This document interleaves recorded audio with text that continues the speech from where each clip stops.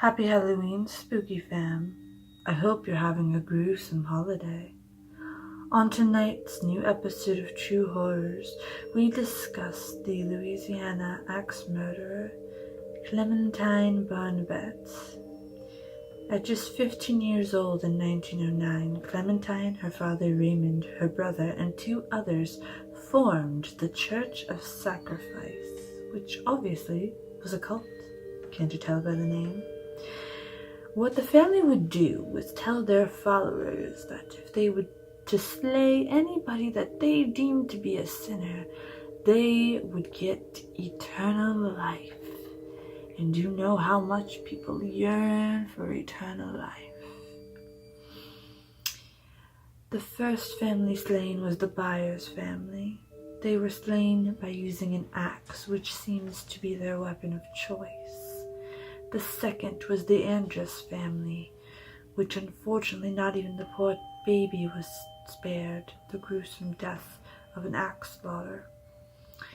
For that family, they left the bodies in such a horrible nature upon the bed before leaving.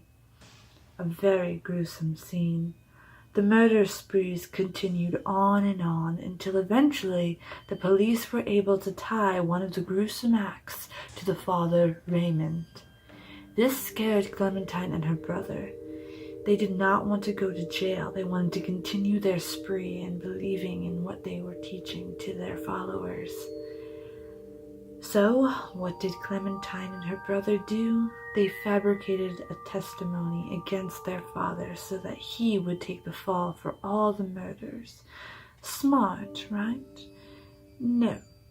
After, they continued to do their murderous slaughters all over the place. And this alerted police because, if Raymond was acting alone, why on earth haven't the murders stopped? Clearly, Clementine and her brother had not thought this through. Eventually, Clementine was found and taken in. Why? Because she got sloppy and left a piece of bloody clothing behind. The police were able to identify the piece of clothing belonged to her, and she was taken in.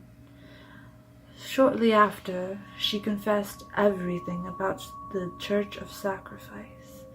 About her brother, the two others who created it, and her followers, all of the teachings. She admitted to doing 17 of the 30-something murders herself. Having testified against her brother and the Church of Sacrfice, they soon took in her brother and the two others, and the cult was disbanded.